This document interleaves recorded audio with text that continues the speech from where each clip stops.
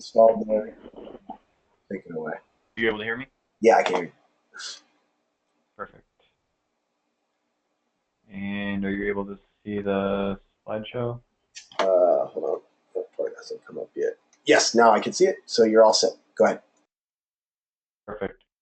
So I'll make one comment based on what Dave said about reading our cards. So our new CEOS cards actually have a cool new feature where the serial number changes, which could drive you nuts if you try to use one for that purpose. But it's a privacy feature where the serial number changes every time you read it.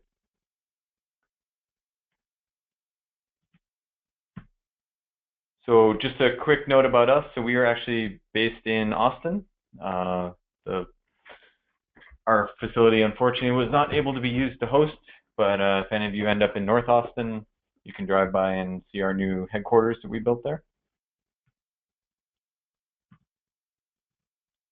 So we are primarily, in the context of the hackathon, a tag manufacturer.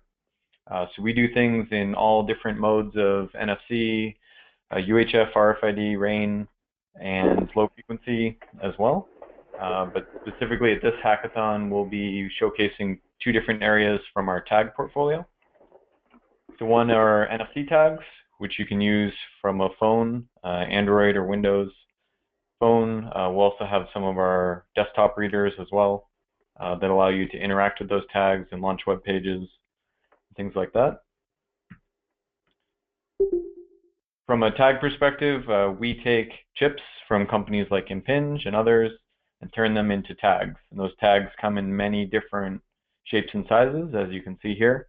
We'll have some sample bags of different types of tags, both UHF tags that could be used with the Impinj system or read by the uGrocket readers, as well as some NFC tags that you can read with phones or on those desktop readers or through the SerialIO reader. But you can see they come in all different form factors depending what they're being attached to, what sort of environment they need to survive, anything from a label to something you can literally hit with a blowtorch.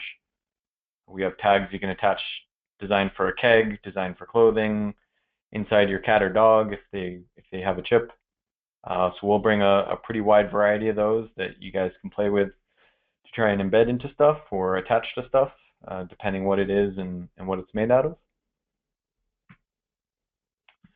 The other thing we'll be showcasing is what we call our trusted tag. So it's a unique NFC tag that has some security built into it. So most NFC use cases are based on convenience. So you can think of NFC as a easier way than a QR code to get directly to a web page from a tap. So the idea with our trusted tag is that if you add some security to that transaction, there's more things you could do than you could do before. So things like secure asset tracking, making a secure document, proving your birth certificate is real, brand protection and anti-counterfeiting. Instead of just giving information about a product, you could give away coupons and sweepstakes and loyalty because you have some security and ability to prove who's interacting with the tag. What we call proof of presence, which is if you know where the tag is and you know someone is interacting with that tag, then you know where they are. And I'll talk about a few use cases in person because I'll be down in Austin as one of the judges for the weekend. So I'll be around supporting our products all weekend. Just to give you a quick overview on how a trusted tag works and why it's different than a standard tag. So when you tap on one of the tags, you get a URL just like you do on a standard NFC tag that take you to a web page. But the difference here is that we have embedded a password into the URL in the firmware of the tag. So in this case, it's ABCD. And we have a RESTful web service in the back end that you can call to authenticate that ABCD is the right password for this tag. The next time you tap that tag, unbeknownst to the phone, the password changes in the URL. So now you can prove that someone actually tapped on that tag because the password changed. So the system can validate that 7635 is the next password. So if someone were to refresh their browser, share that URL with someone else, they would not get the next password in the sequence. So if you try to authenticate it and it's already been used, then you get that failure and your system can react to that. So it could be because it's copied, could be cloned, could be shared, whatever the use case. And of course, if someone does actually go back and tap on the original tag, then they get the next password in the sequence and the system can continue. So that's all I wanted to share. Like I said, I'll be there in person to do some of the ideation process and pitching of some ideas that we have. So back to you, Richard. Awesome. Thank you so much. So the next person up is, let's see here, Cheri from Ugrocket. And I don't see that Cheri has joined us today. So I also don't see that Ed from OmniID has joined us either. So what I'll say is, let's see here. I have the video link, and I'll be sharing that via email at the conclusion of the call. I'll generate this recording, and I'll be posting it on YouTube and sending out the links as well as the links from the developer call from our last TrackHack where Cheri from Ugrocket was present, as well as the folks from OmniID. And so, you know, the same information covered in that call will be available there. So make sure sometimes, all right, great. So that moves us all the way to the bottom of the list, which is Aaron. And Aaron has been with us on the call the whole time. So Aaron, I'm gonna make you the presenter.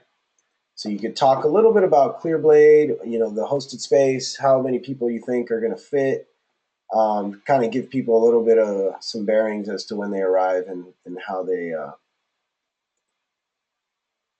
should get into the building and so forth. But yeah, you're connected. I can't hear you, but maybe if you speak, I can.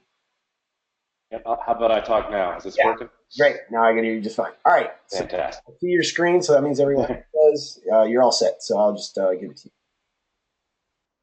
All right. So I'll be real quick. Just kind of why Clearblade's hanging out with you guys. We are part of the IoT ecosystem, but there's lots of different pieces and parts when you build these cool solutions. And Clearblade very clearly sits at the more internet side of it all. So once these devices start phoning data home, start running processing in the cloud or processing on server, wherever you need to be at, that's where Clearblade sits. There's lots of pieces to all that. If I quickly go into them, I'll go ahead and present. Okay. Go to meeting. All right, so if I go ahead and just kind of describe, there's a lot of pieces in building a back end, so to speak, that you would want for your IoT environments. The security, access, encryption, authorization, there's that whole model that has to get done. Novi provides that, Novi provides that. There's the idea of message brokering, so how do you publish and subscribe data coming from those things? You don't want to have to lazily be asking and polling for data. So there's a message broker that's securely built in to scale. There's the idea that you might want to write custom logic points, have your code basically run rules that you might write so you can flow the data or react to the data the right way. We let you do that as well inside of Novi. And you can actually persist data. So we have a persistent data storage in there with a REST interface. So you can basically do SQL-like calls to pull data back from those structures. It's all exposed on the front end, so to the things, it's exposed over 3 different protocols, all over TLS in our default environments. So we do HTTP, MQTT, and WebSockets. That's how you would interact with this and how we integrate with a lot of different other tools, like the ones you see today. And that ultimately drives down to where we provide not only the raw protocols and openly spec those, but also give you SDKs in Java and Go, Objective-C, Android, all kinds of different SDKs exist, all open source for you to pull, bring local, use as you want. So that's what we've done. Basically, instead of having to build your own Node.js and database servers and Redis instances and LDAP repositories, all that pain is taken away from you and designed to scale out of the box. Give you a nice little developer console. We are going to make our free platform available for you guys. So from our website, you basically can get a developer account directly, and then you can basically do development activities directly in that cloud account. As a developer, you create systems, and then each system has its own ability to do its own data, its own messaging, its own basically APIs that you write as code, and its own authentication layer. All that's given to you, and you can use it as you leverage it as you like. You can get there from our homepage. The other interesting thing might be the docs. Obviously we have our own information available to you.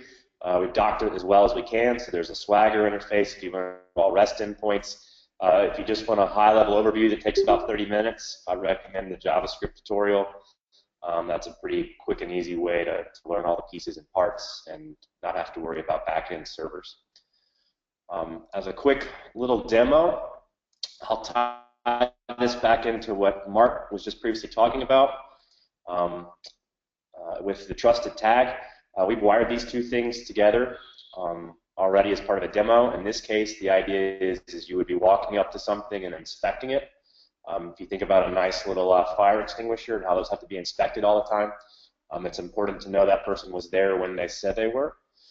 So we've built an app here that when you scan with your phone, it looks up that tag based upon URL parameters. It goes through the trusted exercise like Mark described, but we do all that on the server side. And it basically pulls back the history and the details of the thing we're looking at. In this case, we're looking at a Acme eye wash here, so demo. And you have the ability to run new inspections, so we can send off a new calibration. And so that's been submitted now, and we basically see that data roll up, and now the event's attached. So all that data is going into a Clearblade system. Specifically in this case, it's factory inspect. We can go and look at some of the data that's sitting in there.